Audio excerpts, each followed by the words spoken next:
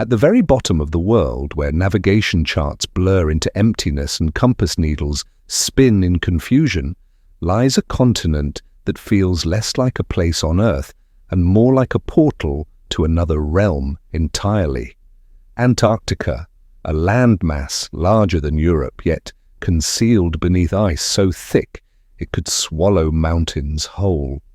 This is not a land shaped by human hands. No cities have ever risen here.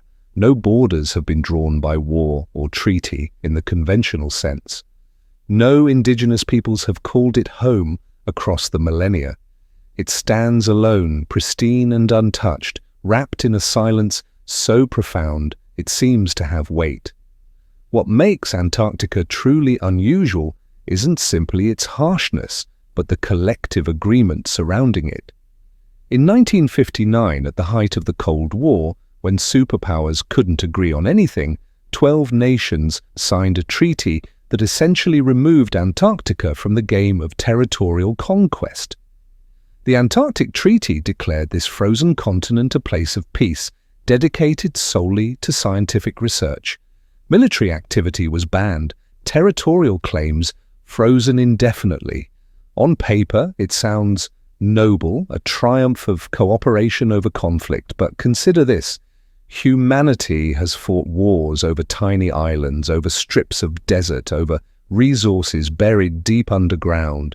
We've planted flags on every habitable surface of this planet. Yet here lies an entire continent twice the size of Australia, and the most powerful nations on Earth simply agreed to leave it alone. Why? What could make humanity, a species defined by its hunger for land and resources, voluntarily step back from a prize this large? What lies sleeping beneath that cold white expanse that we're not supposed to disturb? The questions multiply the deeper you look. Restricted flight zones, blurred satellite images, scientific expeditions that return with carefully filtered data, powerful figures making mysterious visits and returning in silence. Antarctica isn't just a frozen wasteland, it's a locked box at the center of secrets guarded not by one nation but by all of them together. Tonight we're going to open that box. Long before any explorer set foot on Antarctic ice, the continent existed as pure imagination, a phantom land conjured by the human need for symmetry and balance. For thousands of years, philosophers and cartographers insisted that somewhere in the far south there had to be a massive land mass, not because anyone had seen it, but because without it the world simply wouldn't make sense. The ancient Greeks called it Terra Australis Incognita, the unknown southern land. This wasn't merely geography, it was philosophy made manifest. The reasoning was elegant in its simplicity. If the northern hemisphere held so much land, surely nature demanded an equally massive counterweight in the south. Otherwise, the Earth would tip over and wobble uncontrollably through the cosmos. Pythagoras, the mathematician-philosopher who first described Earth as a sphere, proposed exactly this. The planet needed balance, he argued, like scales held by an invisible hand. Later, the Roman scholar Ptolemy drew this mysterious land onto his maps, stretching it across the bottom of the known world from the tip of Africa all the way to Asia. On these ancient charts, Terra Australis didn't exist because someone had discovered it. It existed because people believed it had to. By medieval times, the famous Mappa Mundi European world maps often prominently depicted this southern land.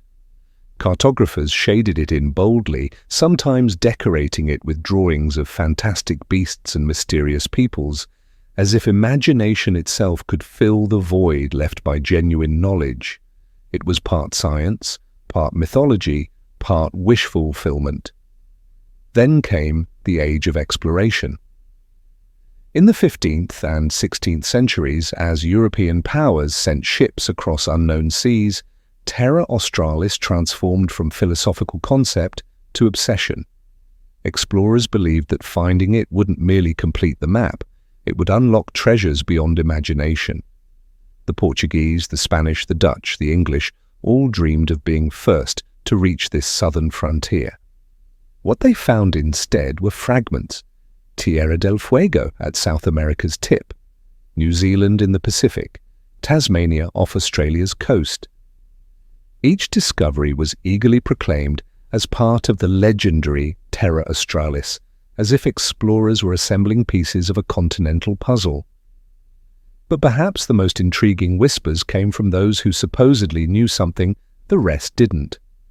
Polynesian navigators, masters of the open ocean, told stories of a cold land far to the south where icy winds blew eternally and seas were shrouded in mist. In South America, Inca legends spoke of white-skinned people from a frozen, ice-locked land in the south. These stories had no proof, yet their persistence across cultures made scholars wonder. Could collective memory preserve fragments of truth from an age when the world was different, when Antarctica wasn't yet fully frozen? As European maps grew more detailed through the 17th and 18th centuries, Terra Australis didn't vanish, it was drawn even larger.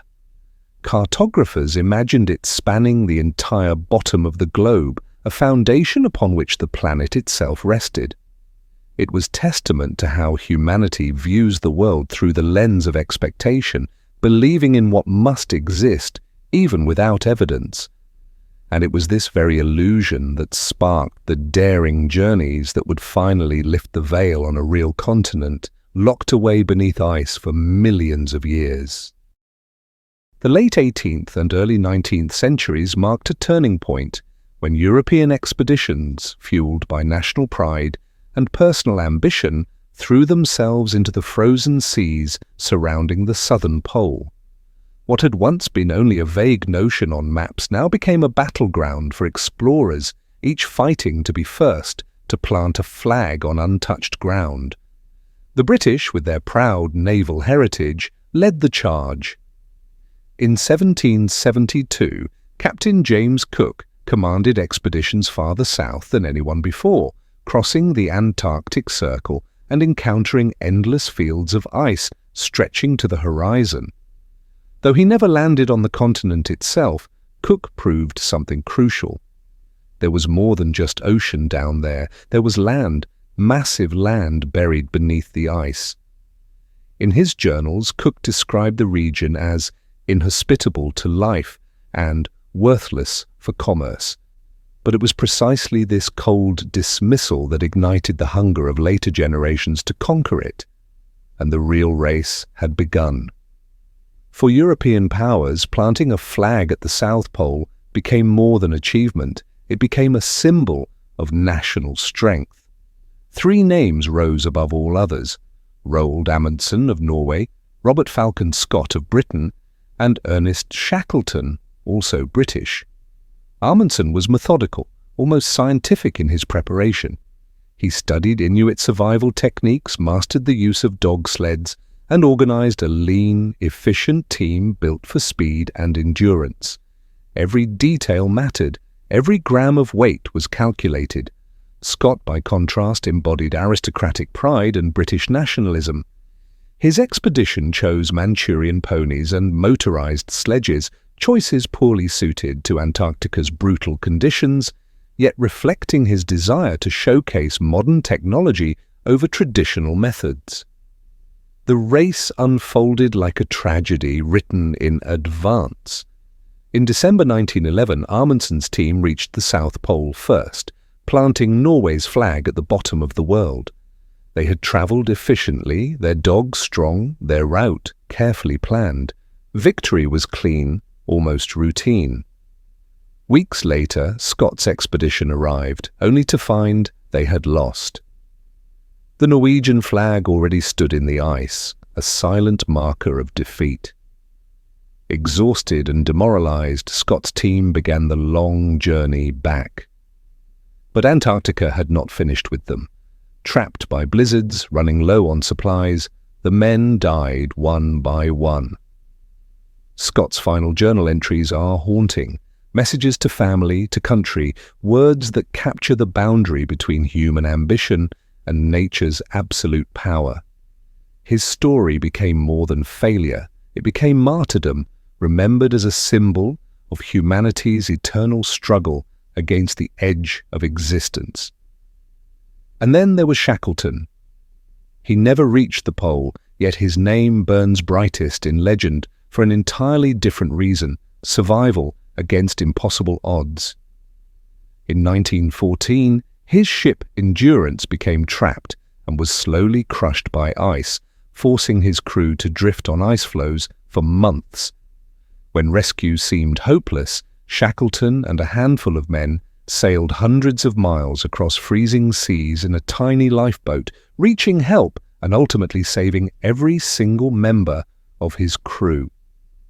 His expedition didn't conquer Antarctica. Instead, it revealed something deeper about leadership, willpower, and the refusal to abandon hope even when death seems certain. Through blood, frozen tears, and sacrifice, these explorers transformed Antarctica from an empty space on maps into a chapter of human history. They proved we could reach the pole, plant our flags, claim our victories. But the brutal conditions they faced also revealed a paradox that haunts us still. Antarctica became both a symbol of human conquest and undeniable proof of the limits we can never truly overcome. The expeditions of the early 20th century didn't return with only journals and frostbitten fingers. They opened a door to scientific revelation. As drills cut deep into the ice, as rare rocks and sediments were pulled from beneath the frozen continent and carried back to laboratories around the world, a startling truth emerged, one that shattered every assumption about Antarctica's past. This continent, this frozen wasteland that seemed eternal and lifeless, was not always the barren desert of ice we know today. Millions of years ago, Antarctica was green. It had forests, rivers flowed through valleys, and massive animals walked its ground. The idea sounds impossible. How could a land locked at the South Pole, buried under ice miles thick, have once been warm enough for life to flourish? Yet the geological evidence is undeniable. Thick seams of coal lie buried beneath the ice, coal that could only have formed from ancient forests. Scientists have uncovered petrified wood, giant ferns and trees that once towered dozens of meters high. Some samples still show visible growth rings, irrefutable proof that this land once experienced seasons, long days of sunlight, and temperatures warm enough to sustain thriving ecosystems. And it wasn't just plants. Dinosaur fossils have been discovered here as well, enormous plant eaters that roamed through Antarctic forests, and predators adapted to months of darkness during the polar winter. These discoveries forced science to confront a profound question. How did a continent filled with life transform into a world of eternal ice? The answer lies in the slow, grinding movement of Earth's crust. Climate models suggest that as tectonic plates shifted over millions of years, Antarctica drifted southward. The formation of the Antarctic Circumpolar Current, a swirling belt of cold water that surrounds the continent, cut it off from the warmth of equatorial seas. Slowly, steadily, the climate cooled. Ice began its grip. But strangely, the process wasn't always linear. Some fossils reveal warm periods even after Antarctica had settled at the South Pole, proof that Earth's climate has shifted abruptly in ways we still struggle to fully explain. Were these simply natural cycles, or signs of forces we don't yet understand? Today, the ice sheet lies miles thick, hiding countless secrets beneath it. Ground-penetrating radar suggests there may still be entire fossilized forests locked away, preserved like specimens in a time capsule sealed by ice. If uncovered someday, they could reveal not only Antarctica's biological past, but also how this planet once faced and adapted to extreme climate change. Yet the ice doesn't only preserve traces of ancient life, it preserves the atmosphere itself. In ice cores stretching tens of thousands of meters deep, scientists find tiny bubbles of air trapped for hundreds of thousands of years. By studying them, we've constructed a timeline of Earth's climate, stretching back nearly 1 million years. When carbon dioxide levels rose, the planet warmed, ice melted, seas rose. When carbon dioxide levels fell, ice advanced again, locking the world in frozen grip. The cycle repeats like the slow breathing of a living planet, and Antarctica is the keeper of that breath. Inside the ice lie not only ancient air, but also dust from distant deserts, pollen from long-vanished plants, even ash from catastrophic volcanic eruptions. Piece them together, and the story revealed is not just Antarctica's, it's the history of the entire globe.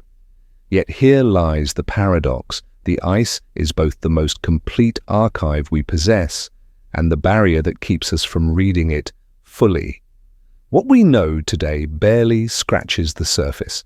Millions of years of history remain locked in shadow, waiting. Perhaps that's why Antarctica feels like a sealed library.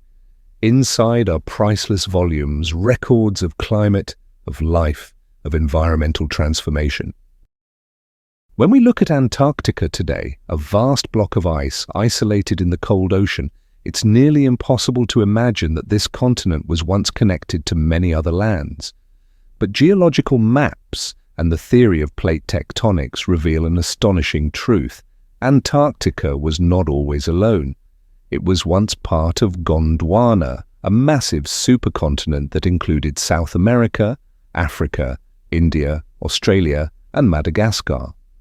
Picture the Earth roughly 180 million years ago. The world looked nothing like it does today. Instead of separate continents scattered across the globe, giant land masses were fused together. Gondwana dominated the south, while Laurasia sprawled across the north. Antarctica wasn't locked at the pole yet. It sat closer to the equator, joined to lush green lands where life could move freely across vast distances. This connection allowed ecosystems to span what we now think of as separate worlds. Animals, plants, and entire forests stretched continuously from Africa all the way to the southern edge of what would become Antarctica. It was a unified biological realm, unbroken by oceans. The fingerprints of Gondwana still remain, etched deep within Antarctica's geology. The Transantarctic Mountains, running for thousands of kilometers, share the same rock structures as mountain ranges in South Africa and India. Coal beds, iron deposits, and ancient igneous rocks found in Antarctica match similar resources discovered in Australia and Brazil.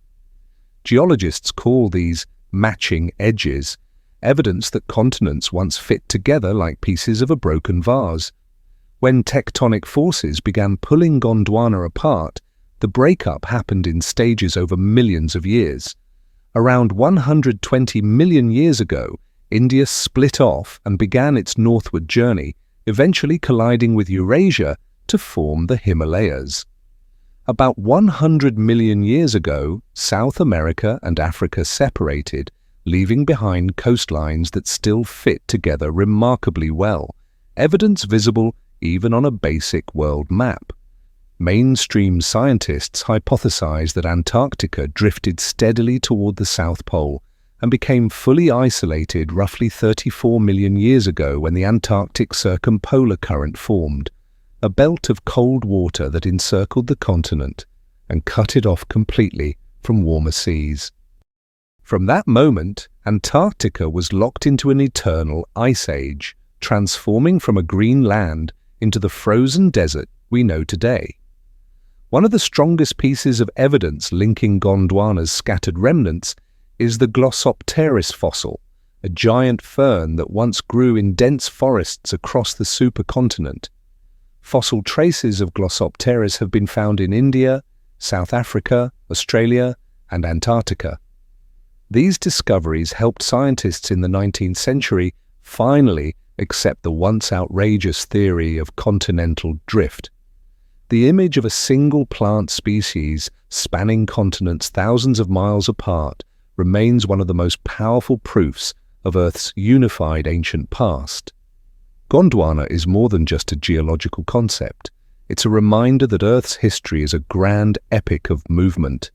No continent is fixed forever. All drift, collide, and break apart like massive icebergs adrift in a boundless sea.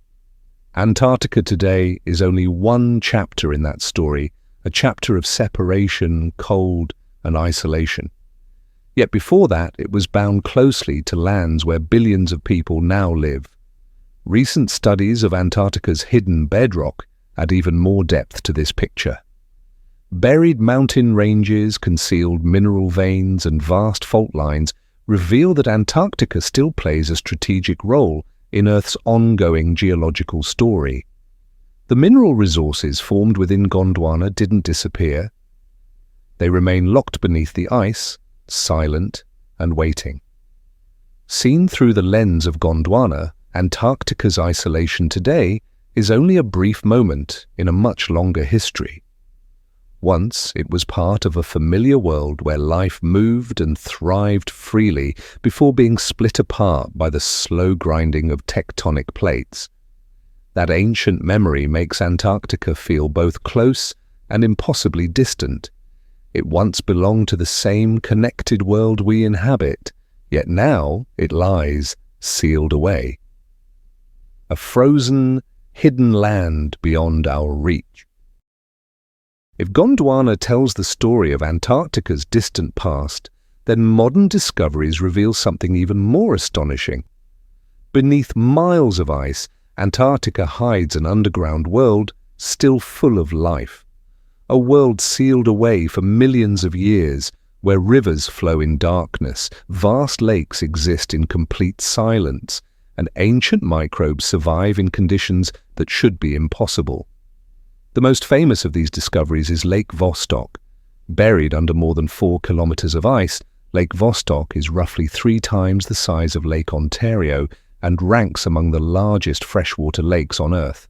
But what makes it extraordinary isn't its size, but the fact that this lake has been cut off from the atmosphere for at least 15 million years. Think about that for a moment. 15 million years of complete isolation, no sunlight, no contact with the surface world. Any life within it has evolved independently, following an evolutionary path entirely separate from the rest of the planet. When Russian scientists finally drilled down and retrieved the first samples of water from Lake Vostok, they discovered traces of bacteria completely unknown to science. These microscopic organisms appeared perfectly adapted to survive in a dark, high-pressure environment rich in methane. It's a habitat eerily reminiscent of the conditions we imagine might exist on distant moons like Europa or Enceladus. But Lake Vostok is not alone. Ice-penetrating radar and satellite technology have revealed the existence of hundreds of other subglacial lakes scattered beneath Antarctica's frozen surface. Some of these lakes are connected by a vast network of underground rivers flowing through channels carved in rock and ice. These rivers stretch for hundreds of kilometers, transporting water, minerals, and potentially even living organisms through Antarctica's hidden underworld. This discovery completely reshapes our understanding of the continent. Far from being a lifeless block of ice, Antarctica is a dynamic, complex system, silently active beneath its frozen exterior. Hidden rivers carve through stone, lakes breathe in slow geological rhythms, and life, however microscopic, persists in absolute darkness. This raises profound questions that stretch far beyond Antarctica itself. If life can survive here, in total darkness, without sunlight, isolated from the outside world for millions of years, then what stops life from existing in similarly extreme environments elsewhere in our solar system? In this sense, Antarctica becomes a natural laboratory, offering humanity a glimpse into the possibilities of life beyond Earth. What we discover in these frozen lakes may one day guide our search for life on alien worlds. Yet what lies beneath the ice inspires not only scientific wonder but also speculation. If entire ecosystems have been sealed away for so long, isolated and evolving independently, who can say with absolute certainty that only microbes exist down there? Some have suggested the possibility of more complex life forms or even traces of ancient civilizations buried and preserved beneath the ice. Mainstream science firmly rejects such ideas, pointing out that no evidence supports them. But in the public imagination, the suggestions persist, especially when strange, unexplained radar readings occasionally hint at unusual structures hidden deep below the surface. One fact remains undeniable: these sealed environments are Earth's memory vaults. They preserve climate data, biological records, and geological history from millions of years ago. But that very purity has also turned Antarctica into a place of controversy. Certain areas are declared strictly off-limits, not because we lack the technology to explore them, but because they must remain absolutely untouched. From a scientific standpoint, this makes sense. Contamination could destroy irreplaceable records, but it also leaves room for suspicion, fueling theories about what might truly be hidden in those restricted zones. Deep within its ice, Antarctica feels like a locked diary. We're allowed to read only a few lines at a time, carefully selected.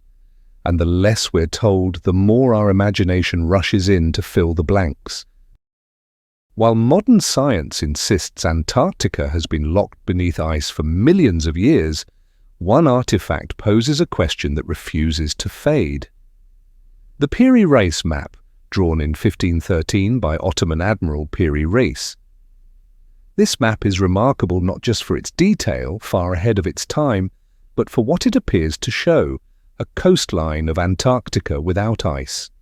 Piri Reis was no ordinary cartographer. He was a skilled navigator, a scholar, and a collector of knowledge from diverse sources. In notes accompanying his map, he wrote that it had been compiled from approximately 20 older charts, Greek, Arabic, and some said to date back to the era of Columbus or earlier.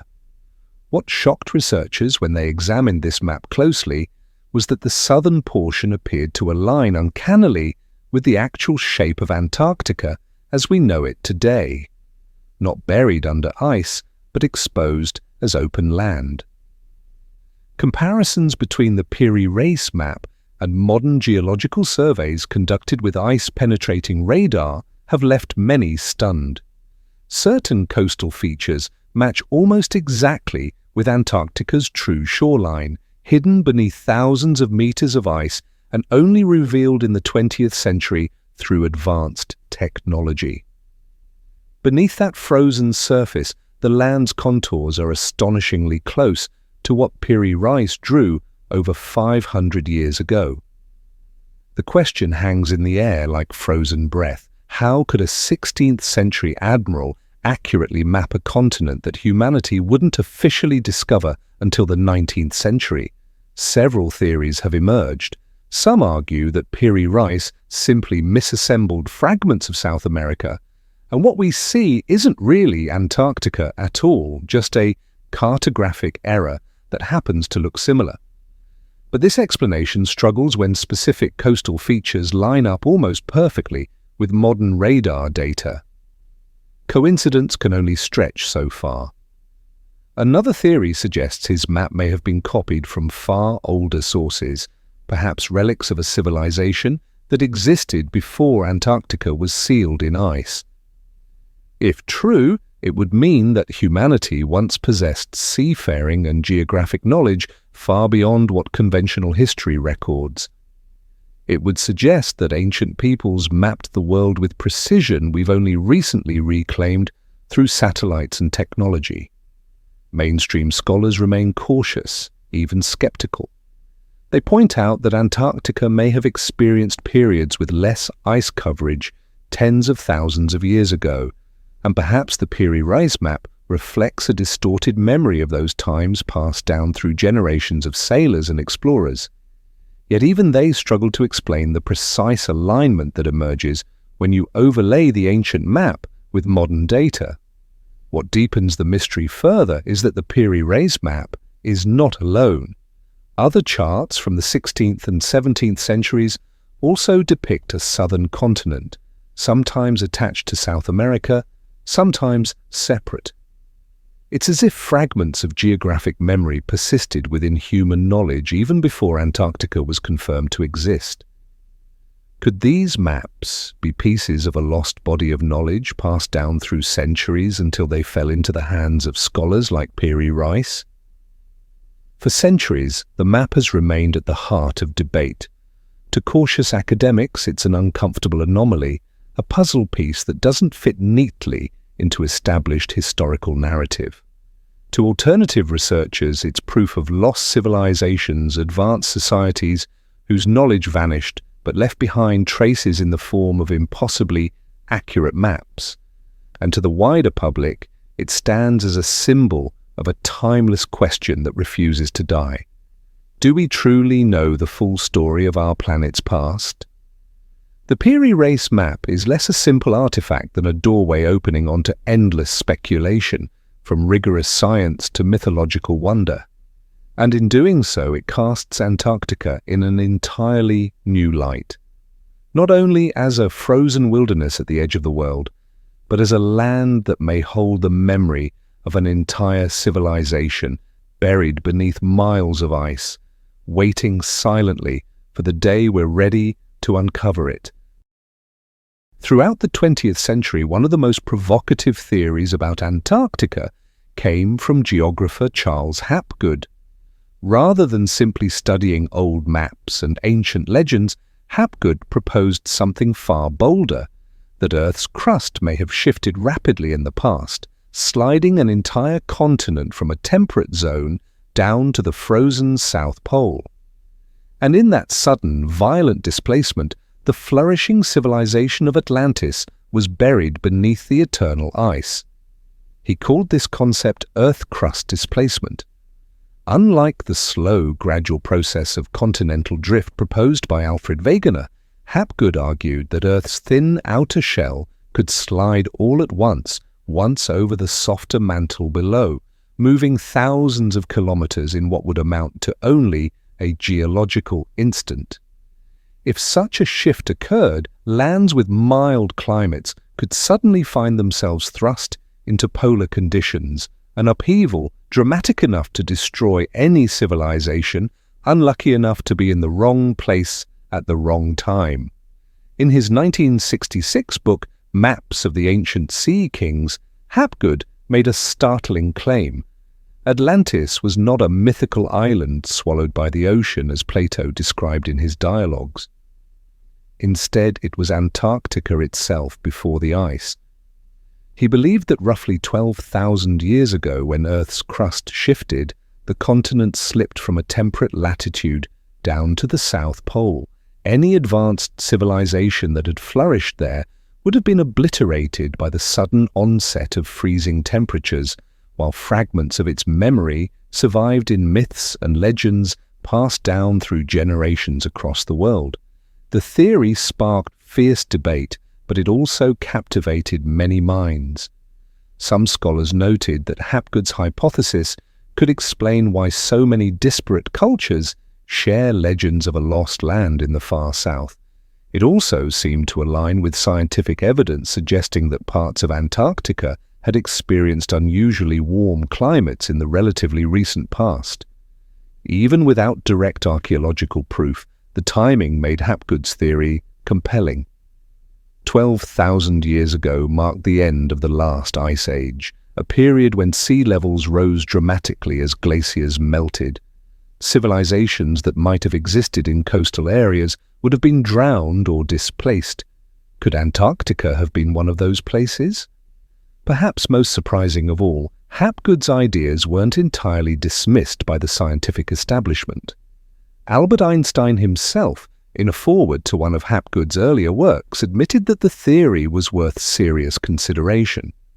Einstein never declared Hapgood correct, but his cautious endorsement was enough to draw significant attention from researchers and the public alike.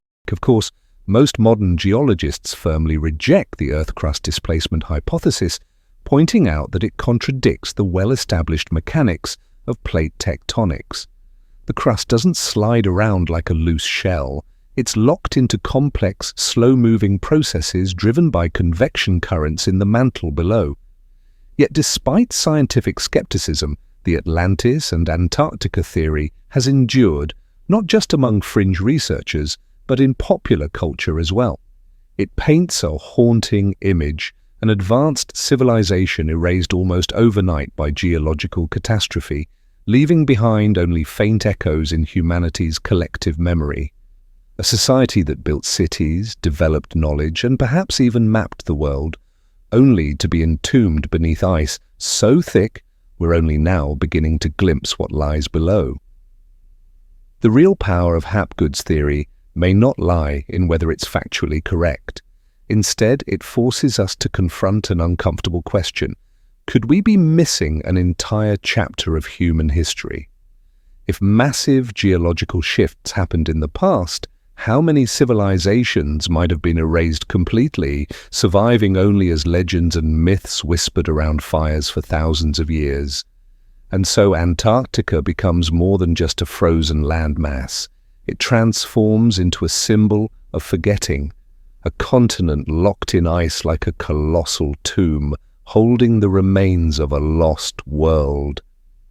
Whether Hapgood was right or wrong may ultimately matter less than the question he kept alive. Beneath those miles of ice, could the myth of Atlantis simply be waiting to be unearthed? If Hapgood's theory offers one bold explanation, then humanity's myths seem to echo from a far older memory, whispering of a southern land long forgotten, now sleeping beneath the edge of the world. What's striking is that from South America to Polynesia, all the way to the Mediterranean, we find stories of a distant place, sometimes radiant, sometimes frozen, that vanished from human contact. Is this mere coincidence? Or are these fragments of memory pointing towards something real, a continent long sealed away beneath ice? The Inca of the Andes told stories of white men from the south, strange figures emerging from a frozen land far beyond their empire's borders. These beings were sometimes described as bringers of knowledge, teachers of agriculture, architecture, and astronomy who appeared suddenly and vanished just as mysteriously after some great disaster. In remote Patagonia, the indigenous Tehuelche people passed down tales of pale-skinned giants living in the frozen ends of the earth, said to be twice the height of ordinary humans. When European explorers arrived in the 16th century, they too recorded stories of Patagonian giants. Some sailors even claimed to have seen towering figures on the wild southern coasts, as if legend and reality had briefly touched.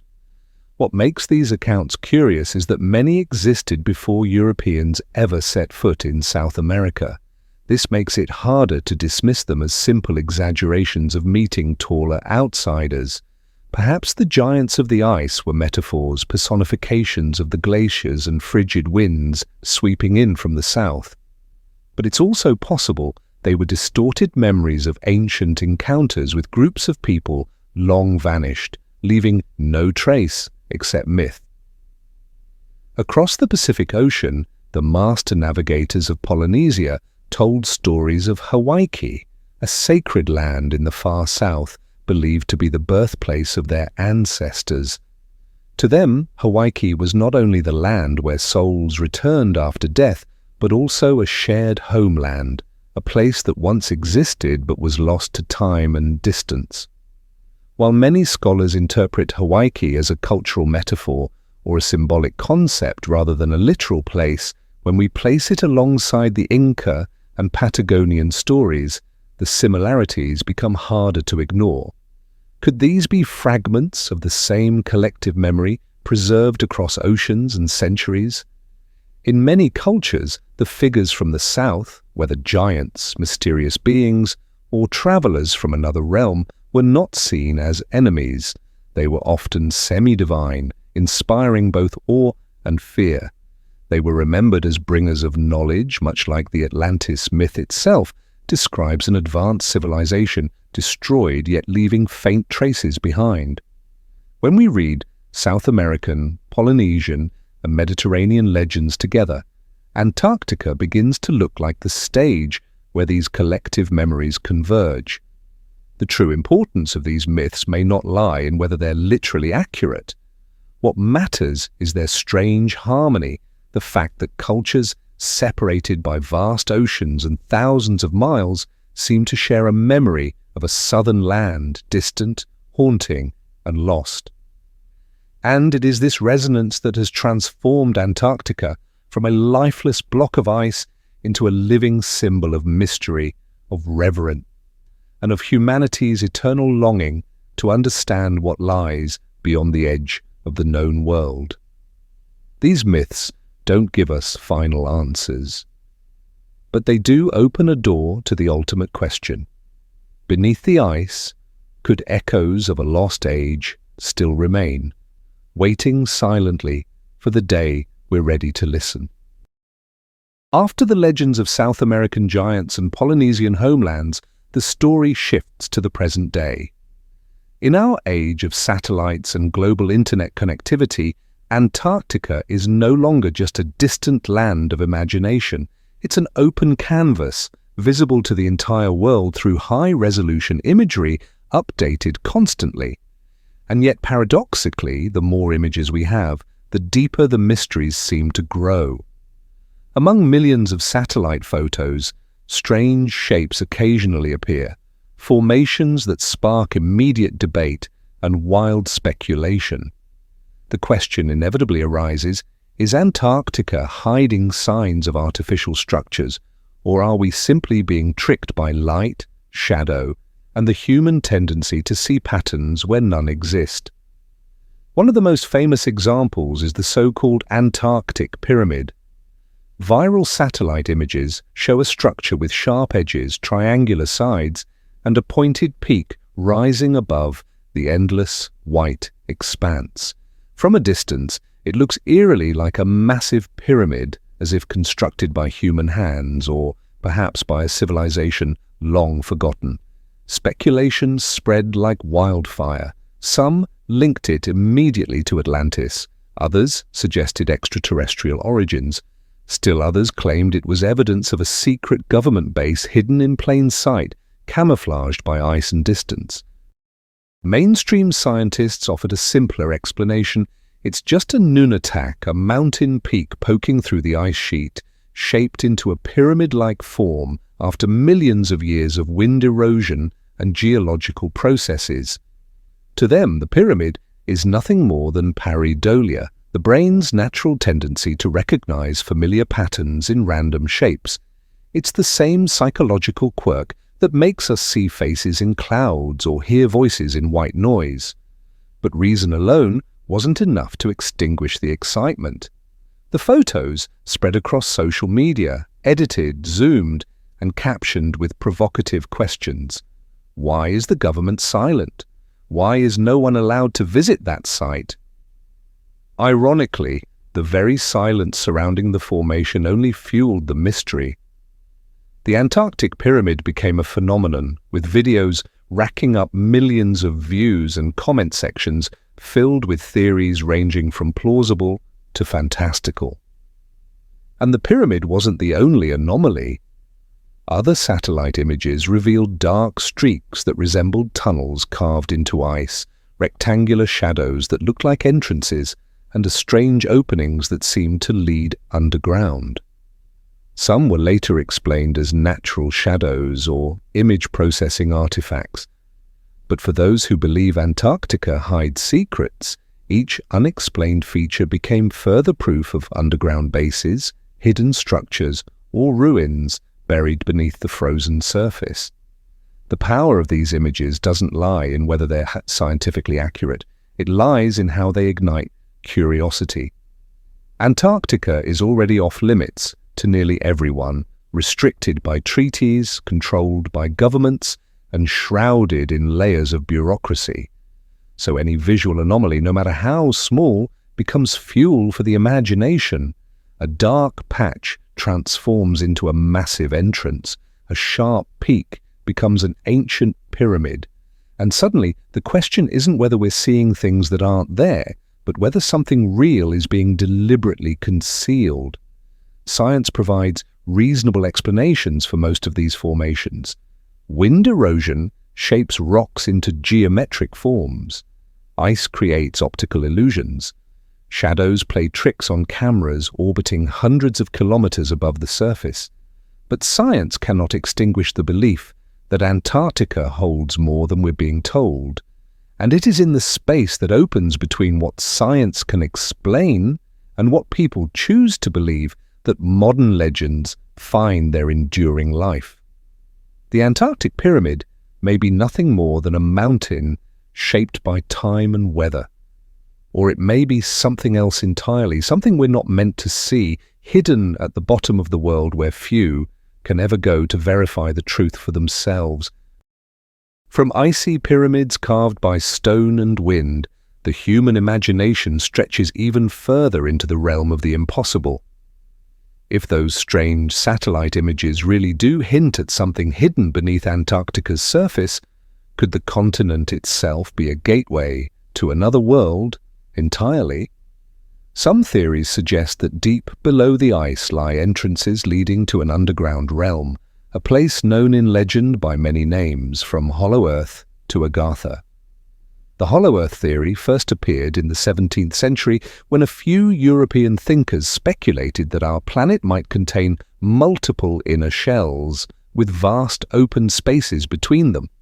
Over time, the idea drifted away from legitimate science and settled firmly into the territory of mythology and alternative belief. What's fascinating is how often Antarctica appears in these tales, as if this remote, frozen land was deliberately chosen as the perfect veil to conceal a much larger truth. One of the most enduring stories tied to this belief involves Agartha, a mystical underground kingdom said to be home to advanced beings or entire civilizations existing parallel to humanity but hidden from the surface world. Many Eastern traditions, from Hinduism to Tibetan Buddhism, describe underground realms or hidden cities where wisdom, enlightenment, and even immortality can be found. When these ancient myths merged with the modern image of Antarctica, they gave birth to the idea that Agartha might be accessible through portals located at the North and South Poles.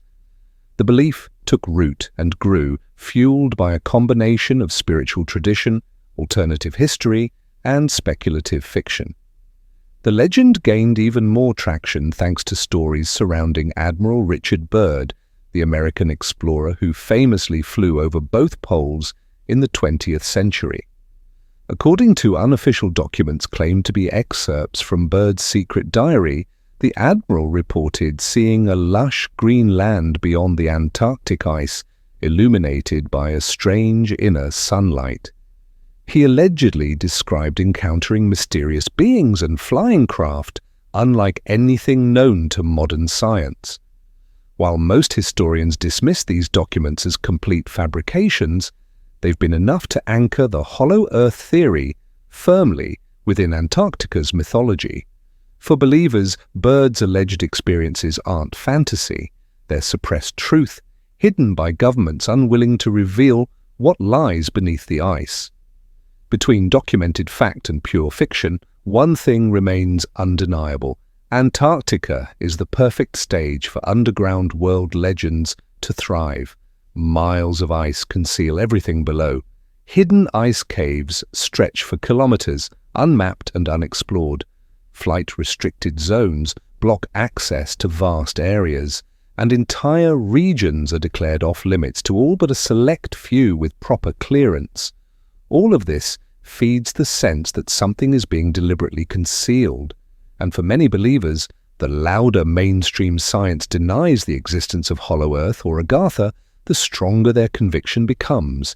Denial itself becomes evidence of conspiracy.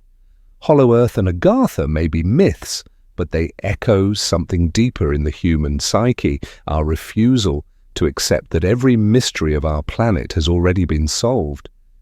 We need the idea of an unexplored land, a hidden doorway to another world, to keep our sense of wonder alive.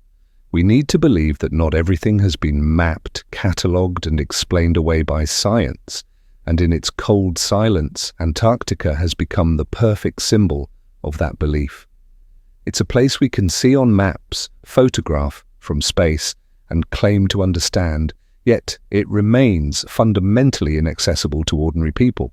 It exists in a strange liminal space, known yet unknown, mapped yet mysterious, visible yet untouchable. Perhaps that's why the legends persist. Antarctica invites speculation, not because of what it shows us, but because of what it refuses to reveal.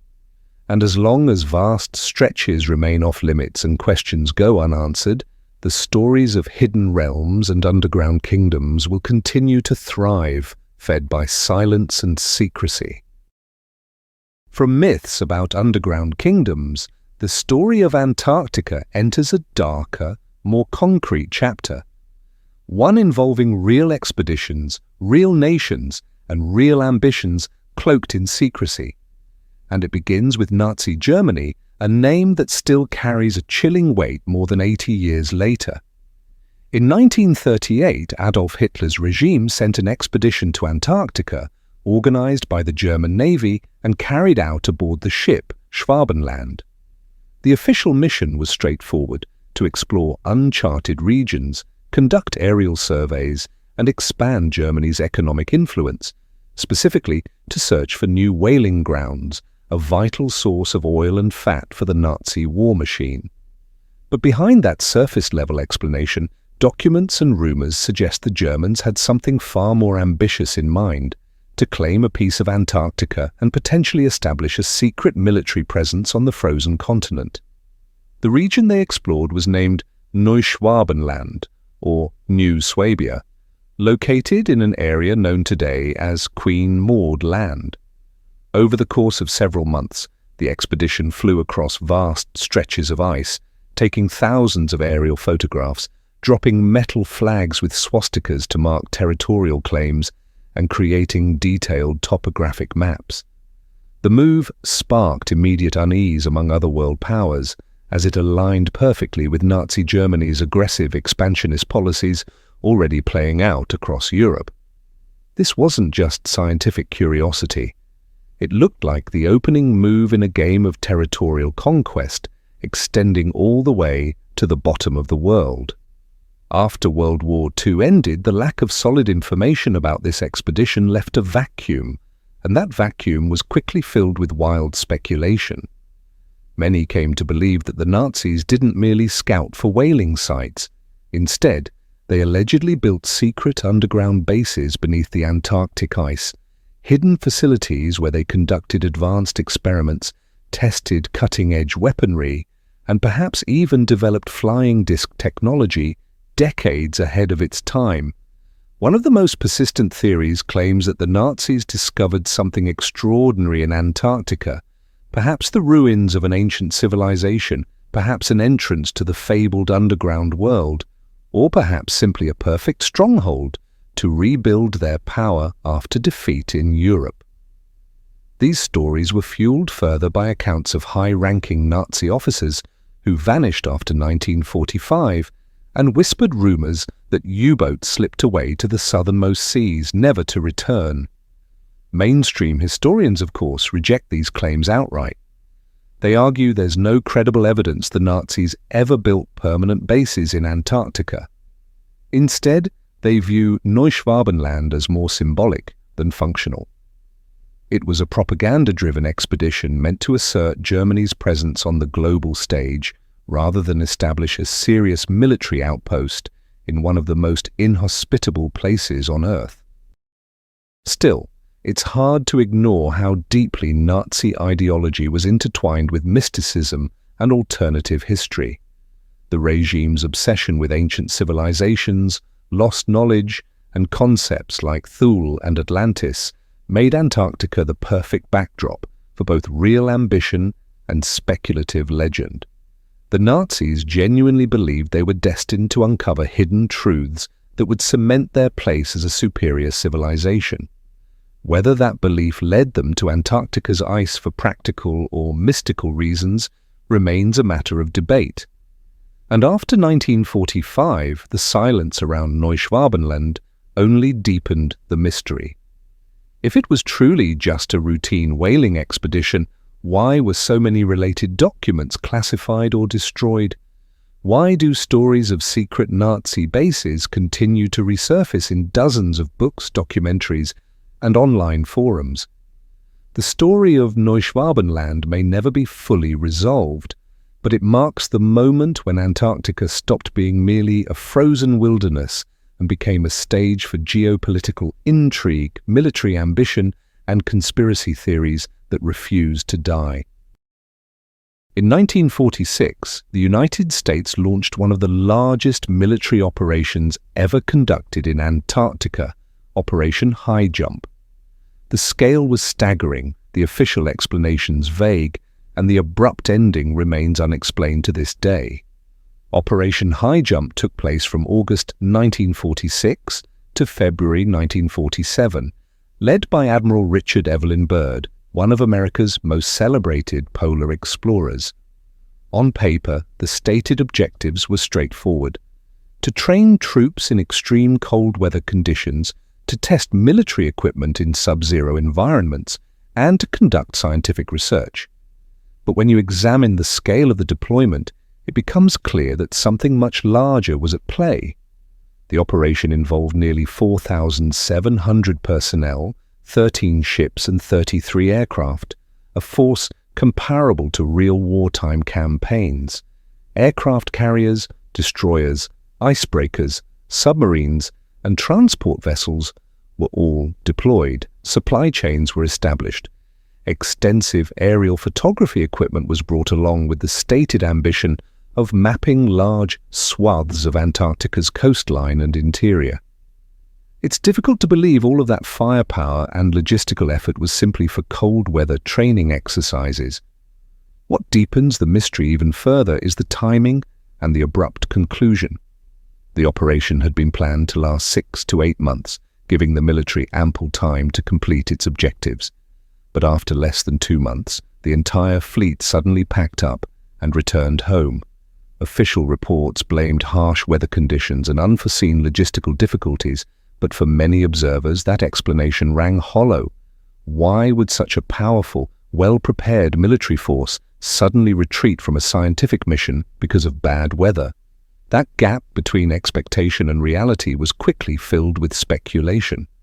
One of the most popular theories claims the US fleet had actually been deployed to hunt down a secret Nazi base hidden beneath Antarctic ice, a stronghold where remnants of the regime and German scientists might have fled after Berlin fell.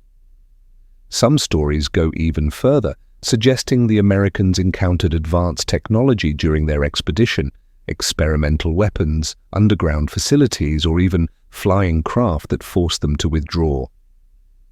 The theory gained momentum thanks to alleged remarks made by Admiral Byrd himself. After the operation, he gave interviews to South American newspapers in which he supposedly warned that the United States must prepare for the possibility of attack by aircraft that could travel from pole to pole at incredible speeds. Though these statements were never confirmed in official US military documents, they became fuel for decades of speculation about what Byrd and his men really encountered in Antarctica. Mainstream historians offer a far more prosaic explanation. They argue that Highjump was part of America's broader strategy to assert itself as a global superpower in the post-war era. Securing the polar regions, testing military readiness in extreme environments, and establishing a presence in Antarctica all had strategic value as tensions with the Soviet Union began to rise.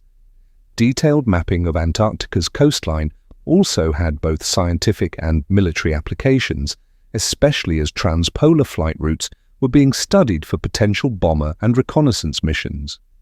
From this perspective, the early withdrawal simply reflected the brutal realities of operating in one of the most hostile environments on Earth. Equipment failures, dangerous ice conditions, and supply chain issues could easily have forced commanders to cut the mission short. And yet, the shadows of Operation Highjump refused to fade.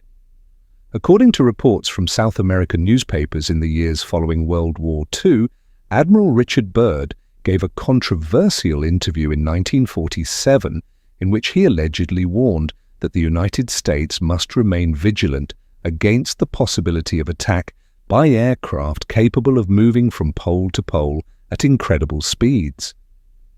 The statement caused immediate shock and confusion.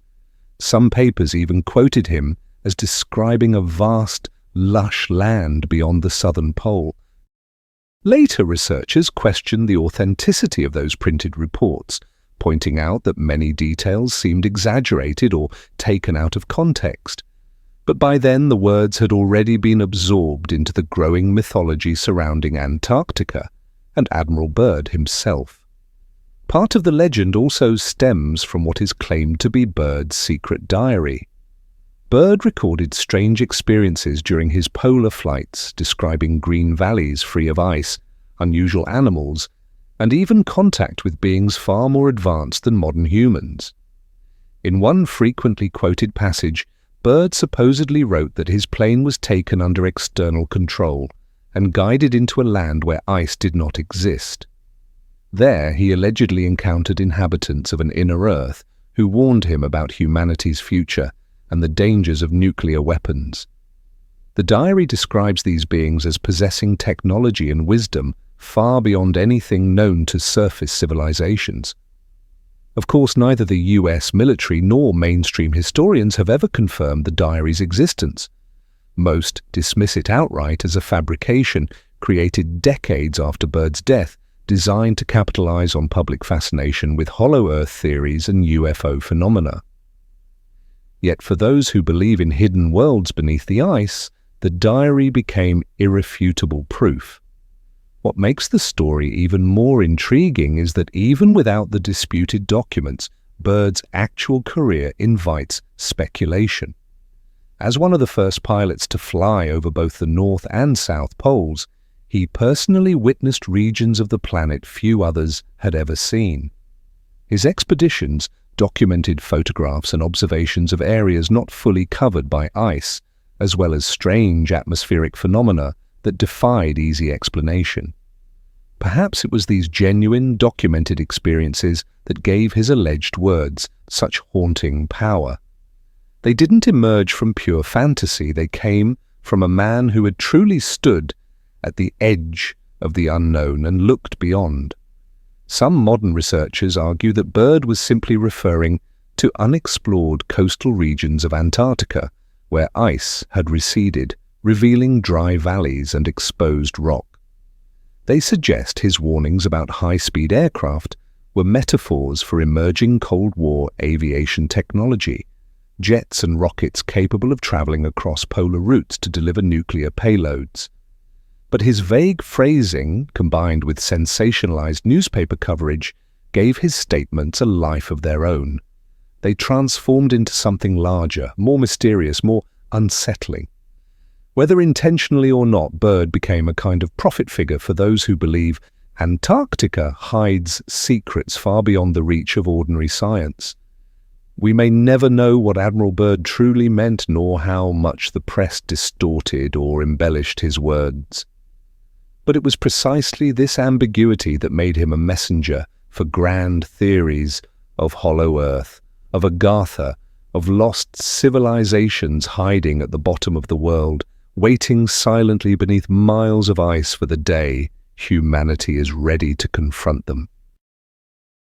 After Admiral Byrd's enigmatic words and the mysteries of Operation Highjump, Antarctica slowly transitioned out of the era of daring expeditions and into something entirely different, the age of international diplomacy and political maneuvering. The clearest sign of this shift came in 1959 with the signing of the Antarctic Treaty, a document many still consider one of the most unusual agreements of the 20th century. Throughout the 1950s, the world was gripped by the Cold War's most dangerous years. The United States and the Soviet Union clashed on every front: nuclear weapons development, space exploration, political influence, proxy wars. Tensions were so high that many genuinely feared global annihilation. And yet, in the middle of this standoff, something almost unbelievable happened. Both superpowers agreed that Antarctica would belong to no one. On December 1st, 1959, in Washington, D.C., 12 nations, including the US, the USSR, the United Kingdom, France, Japan, Australia, and Norway, signed the Antarctic Treaty. The agreement laid out several core principles that seemed radical at the time. The entire continent would be used only for peaceful purposes. All military activity was strictly prohibited. Scientific research was encouraged, and results had to be shared openly among all signatory nations. Nuclear testing and the disposal of radioactive waste were completely forbidden. No country could make new territorial claims, and all existing claims were frozen. What made the treaty so extraordinary was the level of cooperation it demanded. In a world where territory was almost always the spark for conflict, Antarctica was suddenly taken off the table. This naturally led many observers to wonder, why would the world's superpowers willingly surrender a continent twice the size of Australia, one that might hold vast untapped resources beneath its ice? Did they know something the rest of the world did not? Some historians offer a pragmatic explanation.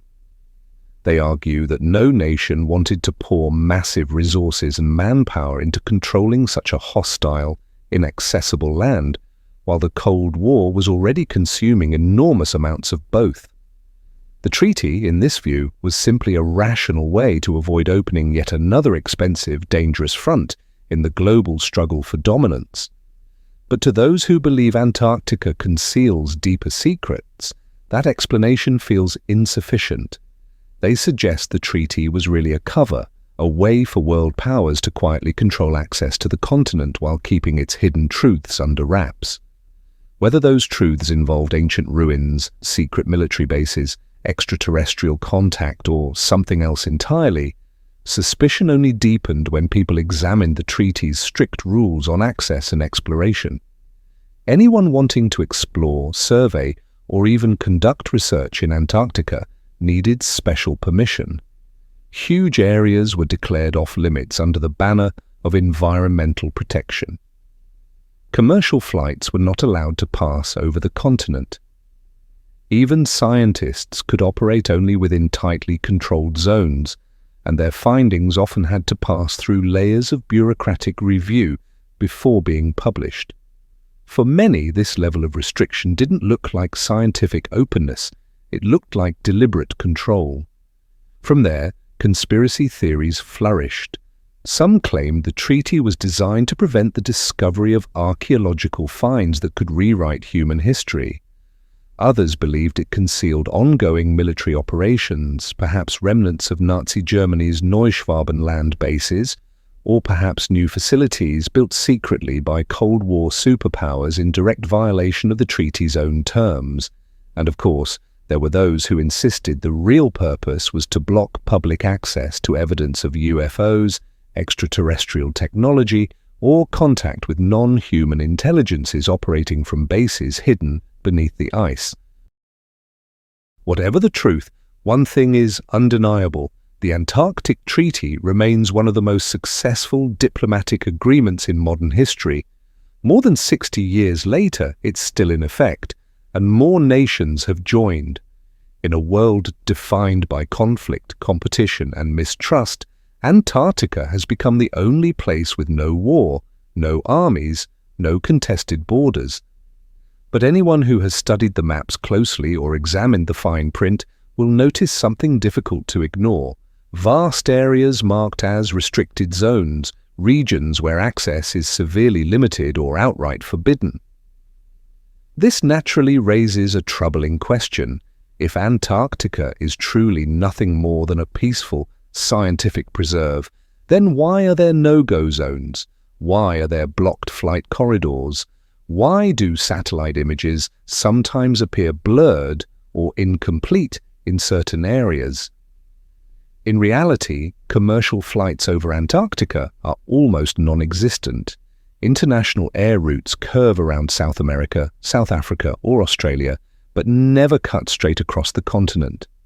The official explanation cites aviation safety, extreme cold, lack of backup airports, unreliable communications, and the danger of sudden weather changes. Yet many argue that modern aviation technology is more than capable of handling such challenges. Planes routinely fly over the Arctic, which presents many of the same difficulties. So why do airlines continue to treat Antarctica like a blank space on the map? And it's not just passenger flights, even scientific activity is tightly controlled. Satellite imagery often shows blurred sections, missing data, or zones that simply aren't available to the public. Independent researchers have pointed out no-fly corridors drawn across the continent, areas where aircraft are not permitted to pass or land, even for scientific purposes. Officially, these restrictions exist to protect fragile ecosystems. Disturbing Antarctica's pristine environment could have irreversible consequences, damaging ice cores that hold millions of years of climate data or contaminating isolated subglacial lakes that may harbor unique life forms. From a scientific standpoint, this reasoning makes sense, but for the general public, such explanations only fuel suspicion. If the restrictions are truly about environmental protection, why are some areas more restricted than others? Why do certain coordinates appear to be specifically avoided? And why, in an age of radical transparency and open-source information, does Antarctica remain one of the most information-controlled places on the planet? The most popular theories claim these restricted zones conceal things the world isn't meant to see. Perhaps they hide remnants of Nazi bases left over from Neuschwabenland. Perhaps they conceal ancient structures trapped beneath glaciers, ruins of civilizations that existed before the ice. Or perhaps they guard cutting-edge military experiments carried out by today's superpowers. The map of restricted zones becomes even more suspicious when compared with 20th century expeditions. Many exploration teams were granted permission to venture deep into the interior, only to be forced to turn back near certain coordinates. A few scientists have even admitted publicly that they were denied access to specific regions and prevented from releasing data collected from sensitive areas. Such tight control leaves people wondering, is environmental preservation just a convenient cover story, while the real goal is to keep discoveries under wraps? Antarctica, in this sense, becomes like an unfinished puzzle. The visible pieces are clear enough: ice, mountains, research stations. But key sections are deliberately obscured, covered, hidden from view. Each restricted zone and no-fly corridor becomes an empty space that sparks imagination and invites speculation. Those empty spaces, more than any blurry satellite photo or dubious conspiracy theory, have given birth to Antarctica's reputation as one of the most mysterious and myth-filled places in the modern world. When the Antarctic Treaty was signed, many assumed the frozen continent would become a symbol of absolute peace. But reality proved far more complicated. As the Cold War unfolded, Antarctica stepped onto the stage as a silent battleground, a theater for shadow conflicts no less tense than Berlin or Cuba. Antarctica's unique geography quickly made it what both the United States and the Soviet Union saw as strategically valuable real estate. In an era when nuclear war felt not only possible but imminent, the idea of placing radar installations or missile tracking systems at the South Pole carried immense weight. From here, a properly equipped base could monitor aircraft and submarines moving across both the South Atlantic and the South Pacific. Signals intelligence could be gathered, satellite data could be intercepted, and in the event of nuclear conflict, early warning systems positioned at the pole might provide precious extra minutes of reaction time. On paper, the research stations built during this era were dedicated to geology, climate science, and biology.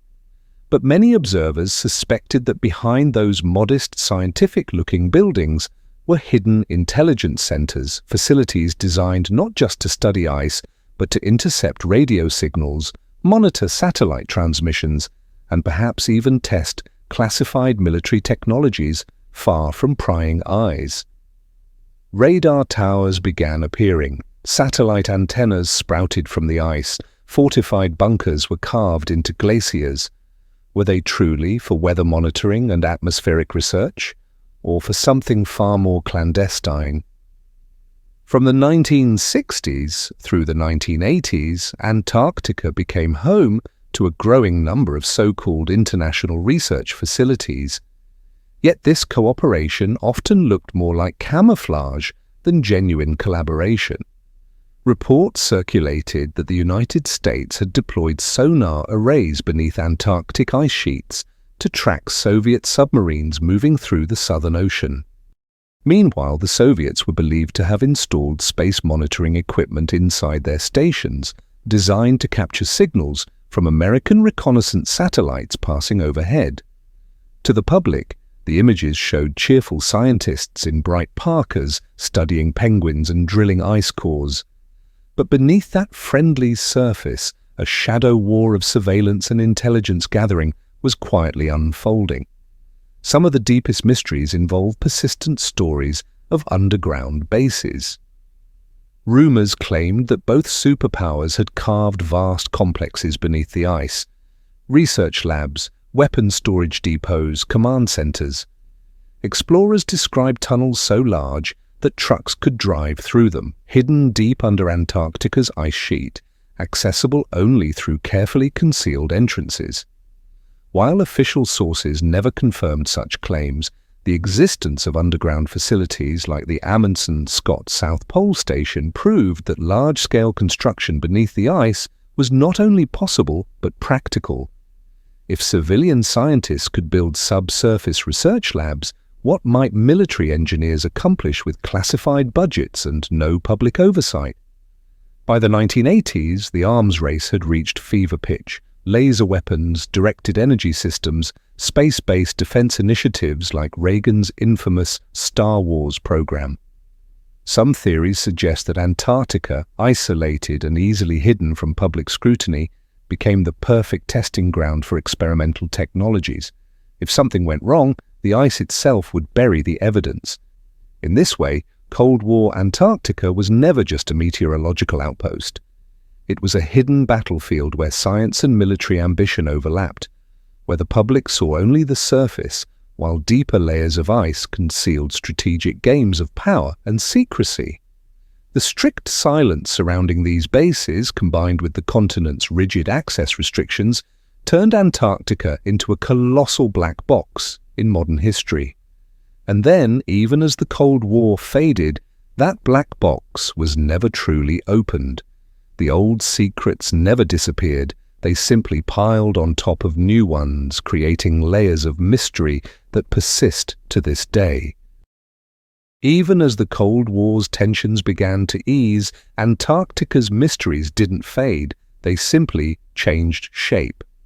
The continent was no longer just a story of politics and military strategy.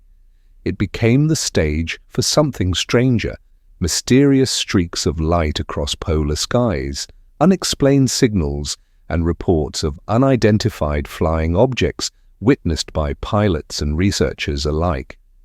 This marked the beginning of a new era of Antarctic mysteries, where ice and sky seemed to merge into a silent, unsettling performance. One of the most frequently retold accounts comes from pilots flying near the southern pole. Many reported seeing lights that moved in ways no known aircraft could replicate, streaking across the sky at impossible speeds, making sharp, angular turns that would destroy any conventional plane, and sometimes appearing in groups flying in perfect formation before vanishing instantaneously. These reports were rarely made public, but they circulated quietly within military and research communities, shared in hushed conversations over coffee in mess halls, and through coded communications back to home governments. For believers in extraterrestrial activity, Antarctica became the ultimate hidden stage for otherworldly encounters. Even research stations logged strange phenomena. Scientists stationed at the Amundsen-Scott South Pole Base described brilliant halos stretching across the sky for hours with no natural explanation to account for them. Blue or silvery white beams sometimes appeared, unlike the normal auroras one might expect near the magnetic pole. Some reports even mention strange sounds accompanying the lights, a low hum that seemed to resonate from the sky itself, vibrating through the ice. These accounts almost never reached mainstream media. And when they did, they were quickly dismissed as unidentified atmospheric phenomena, a catch-all term that explained nothing while sounding vaguely scientific. One of the most controversial cases occurred in 1965 when a group of Argentine military pilots claimed they encountered bizarre flying objects near the Antarctic peninsula. They described orange lights racing at impossible speeds before shooting straight up into the atmosphere and disappearing. The story was picked up by South American newspapers and remains one of Antarctica's most famous UFO files to this day. What made these reports harder to dismiss was the nature of Antarctica itself. This isn't a crowded place with random, untrained eyewitnesses who might mistake Venus for a spaceship. Every flight, every observation comes from trained professionals, pilots with thousands of hours of experience, scientists with advanced degrees, military officers accustomed to identifying aircraft and atmospheric conditions. And yet the silence remains deafening. If these trained observers truly witnessed anomalous phenomena, why weren't the reports openly analyzed? Why were they locked away, classified, or simply ignored? Were they suppressed for national security reasons, or did they brush against something beyond current human understanding? Of course, not every explanation points to extraterrestrials. Some scientists argue that the lights could be reflections off ice crystals, unusual polar atmospheric effects, or rare meteorological phenomena amplified by Antarctica's unique conditions. The extreme cold, the ionosphere's behavior near the magnetic pole, and the interplay of solar radiation with Earth's atmosphere can all create visual effects that defy easy categorization. But these scientific theories struggle to explain the reported speeds, the coordinated movements, and the sudden disappearances described by multiple witnesses. And in a place with virtually no civilian air traffic, where every flight is logged, tracked, and cleared through official channels, the question remains: where did these unidentified craft come from? For conspiracy theorists, the answer lies closer to home. Antarctica, they argue, may be a testing ground for top-secret aviation technology developed by world powers in complete secrecy. Some believe experiments here involve disc-shaped aircraft, technology possibly inspired by research begun during World War II, perhaps even based on designs recovered from Nazi programs.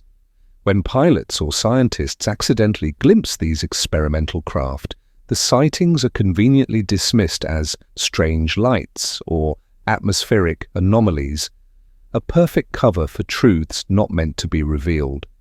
Whether the lights in Antarctic skies are extraterrestrial visitors, classified military technology, or simply nature playing tricks on human perception may never be definitively proven.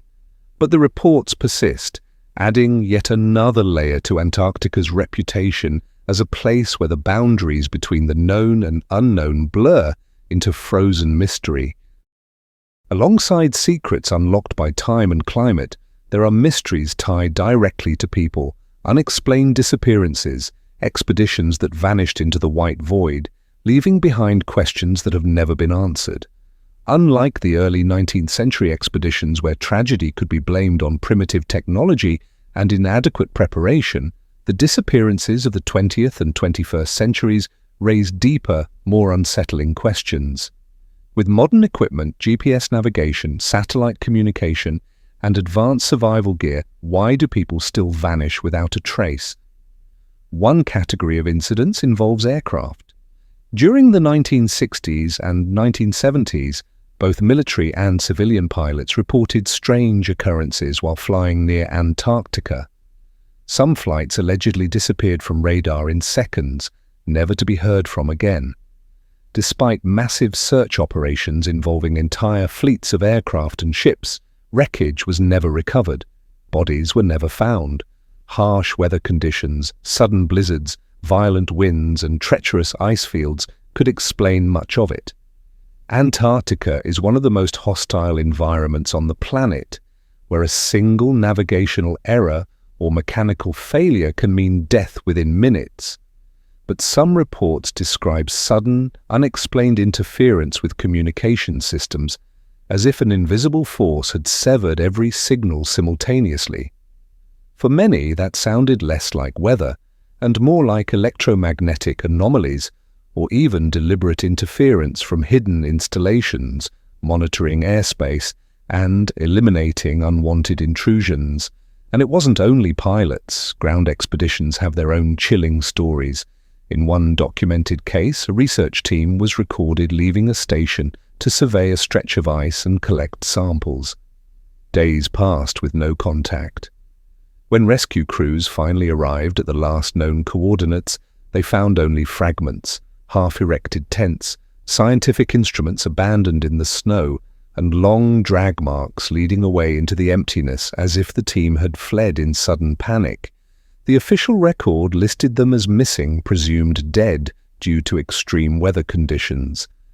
But the details echo other infamous mysteries like Russia's Dyatlov Pass incident, where experienced hikers died under circumstances that remain unexplained to this day. Some cases are even darker. At certain research stations, scientists were reported to have stepped outside to check equipment and never returned, vanishing just a few hundred meters from the safety of heated buildings. Helicopter searches turned up nothing, as though the individuals had been swallowed whole by the endless white. Strangely, these incidents rarely make international headlines, and when they do, the reports are brief, vague, and quickly forgotten.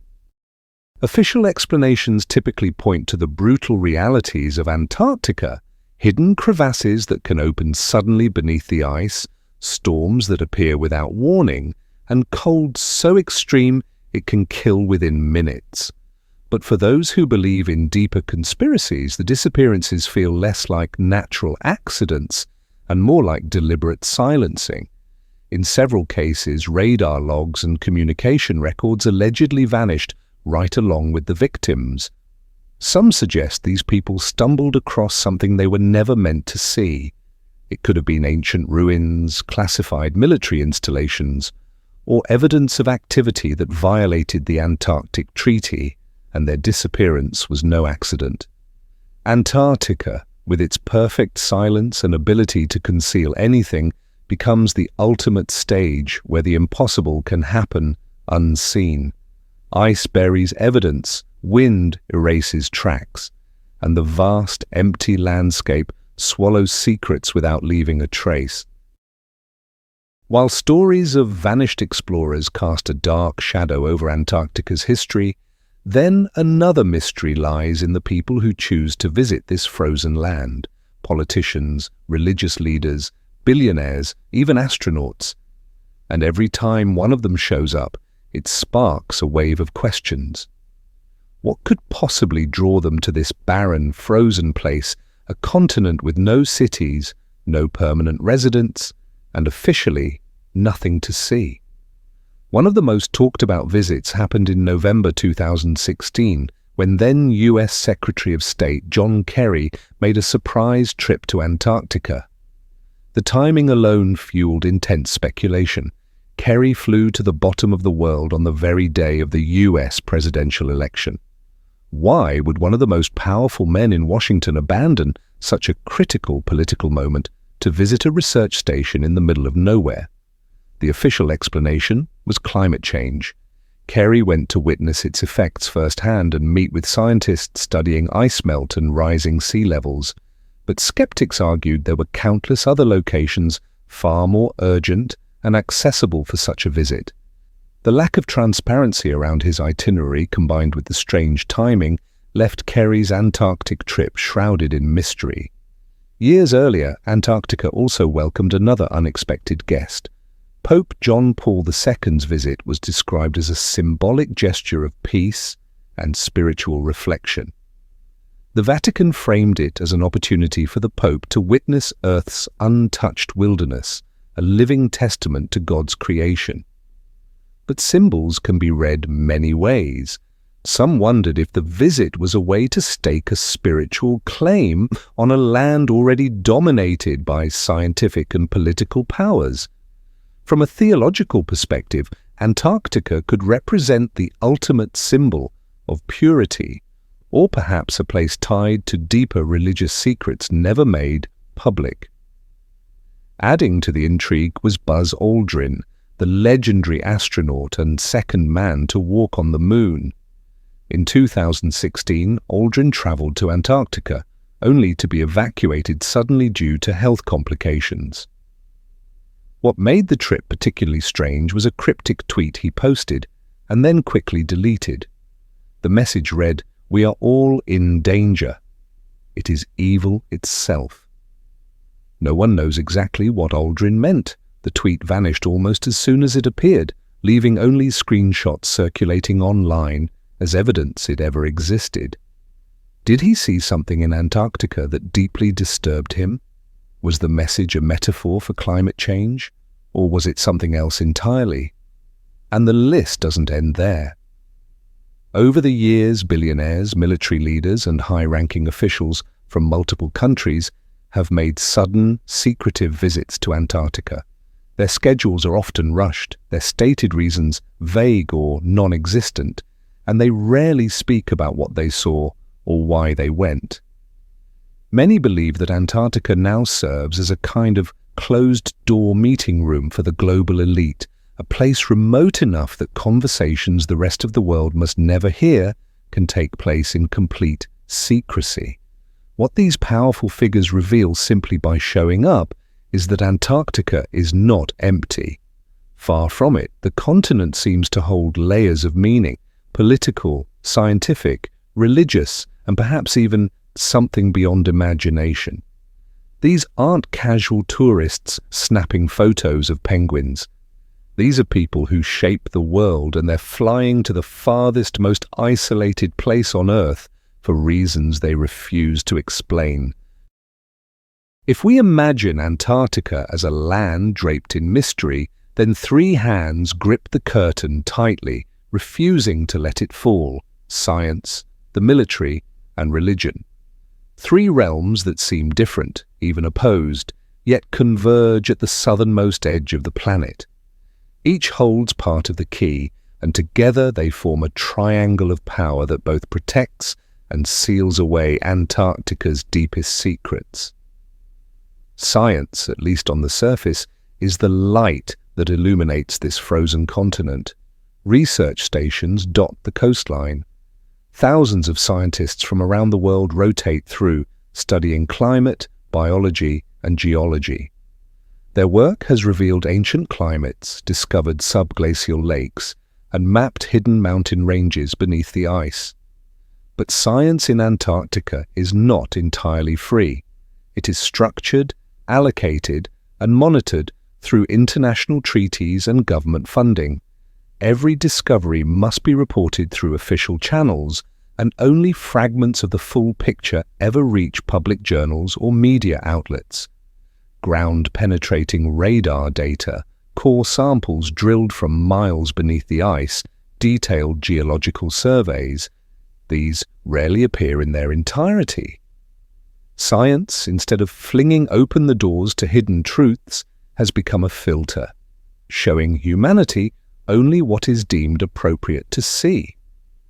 If science is the mask, then the military is the steel framework beneath it. Since the Cold War, Antarctica has been under constant, quiet surveillance. Military installations disguised as research stations, restricted flight paths, censored regions on maps, all suggest the enduring presence of armed forces, even if they operate in the shadows. Operations like Highjump, along with persistent rumors of underground bases and covert testing grounds, reinforce the belief that Antarctica has always been on the strategic radar of superpowers. Officially, international treaties forbid the deployment of weapons and military activity. But few truly believe the world's great powers have simply walked away from such a geographically crucial location, one that sits at the junction of three major oceans and lies directly beneath global satellite networks. The third point of the triangle, religion, may sound unexpected, but its influence is undeniable. From the Pope's symbolic visit to theological interpretations of Antarctica as the last pure land untouched by human sin, religious authority has shaped how the public imagines this place. Some theologians see Antarctica as a symbol of beginnings or endings, a place where cosmic mysteries might be preserved, where the boundary between the physical and spiritual worlds grows thin. At times, the voice of faith has helped legitimize the silence. When science and politics cannot provide satisfying explanations, myth and belief step in to fill the void, offering narratives that comfort, inspire awe, or justify secrecy. Thus, the triangle of science, military, and religion does more than simply coexist. It sustains itself through mutual support and restraint. Science provides the rational framework that makes control socially acceptable. The military ensures that the land stays firmly monitored and access tightly restricted. Religion cultivates a layer of myth, transforming Antarctica from a mere physical continent into a spiritual symbol beyond ordinary reach. Together, these three forces create something powerful, durable secrecy. The secret doesn't rest in the hands of any single group. It's maintained through quiet collaboration among many entities, each with its own interests, each contributing to the larger structure of control. Viewed through this triangle of power, Antarctica's hidden truths are not merely about oil reserves, subglacial lakes, or ancient fossils. What is truly concealed is the power to shape human knowledge itself. Whoever can define what Antarctica is, whether a land of ice, a vault of resources, or a mirror reflecting cosmic mysteries, holds the power to define how humanity sees not just the continent, but the Earth itself. And perhaps that is the ultimate secret, not what lies beneath the ice, but who gets to decide what we're allowed to believe about it. Throughout history, Antarctica has stood like a giant mirror made of ice, reflecting humanity's deepest obsessions back at us. Since ancient times, when Greek and Chinese geographers first imagined terra australis incognita, this place has been given meanings far beyond simple geography. It was the belief that Earth required balance, a symmetrical landmass in the south. It was the mythical realm where gods or strange peoples might dwell. Even before it was discovered, Antarctica was already a symbol of the unknown, embodying both humanity's hunger for knowledge and its fear of the blank spaces on the map. When the age of exploration arrived, Antarctica mirrored a different obsession, the ambition to conquer. The race between Amundsen and Scott, the sacrifices made on Shackleton's expeditions, all became proof of humankind's desire to prove its dominance over nature's harshest face. Yet those tragedies also reminded us of our fragility. No matter how advanced our technology, humans remain vulnerable against endless snow and bone-crushing winds. Antarctica whispered back with icy calm, "You were never the absolute masters of Earth." In the 20th century, as the shadow of war spread across the globe, Antarctica reflected yet another obsession: power and control. Covert military operations, restricted airspaces, rumors of hidden bases all turned the continent into a strategic playing card in the great game of nations. The Antarctic Treaty of 1959 declared it a land for peace and science. Yet simultaneously, it transformed Antarctica into an out-of-reach zone, a place where information is filtered and silence itself becomes a display of power. Even at the farthest edge of the Earth, humanity could not resist turning the southern pole into a political chessboard, despite the fact that no single nation truly owns it. Today, Antarctica has become a mirror for a global fear: survival. As ice sheets crack and sea levels rise, the world looks to Antarctica not only with curiosity, but with dread. Each collapsing glacier, each hidden river revealed beneath melting ice, rings like a warning bell. Antarctica no longer just preserves the memory of Earth's past. It has become a countdown clock for humanity's future. And above all, Antarctica reflects the limits of our knowledge. After centuries of exploration and study, we have only scratched the surface. Beneath miles of ice lies an untouched world, lakes sealed off for millions of years, microbes found nowhere else, geological structures that could rewrite Earth's story. Every discovery opens another question, as though Antarctica always stays one step ahead of human imagination. But Antarctica's secrets are not only natural, they also lie in how we deal with truth. Science illuminates part of it and hides part of it. The military guards and protects, but also restricts. Religion gives it meaning, but also legitimizes silence. This triangle of power makes Antarctica a place where truth, belief, and authority weave tightly together, impossible to separate. Maybe what Antarctica teaches us isn't what lies beneath the ice at all. Maybe the lesson is about how we face the unknown. It reminds us that humanity has limits, that not every secret is meant to be uncovered, and that sometimes silence itself holds value. Antarctica is not only Earth's treasure chest, but also Earth's lesson, a lesson in humility, in accepting boundaries, and in understanding the price of unchecked ambition. As we reach the end of this journey, perhaps we still have no definitive answers, but maybe that's exactly the point.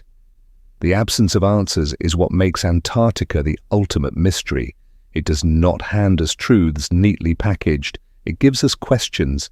It does not fill the silence with noise. It forces us to reflect.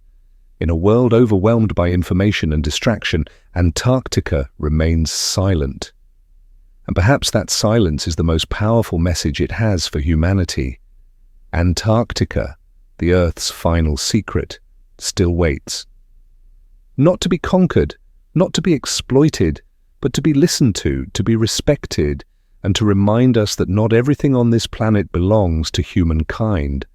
In its frozen stillness, Antarctica holds up a mirror.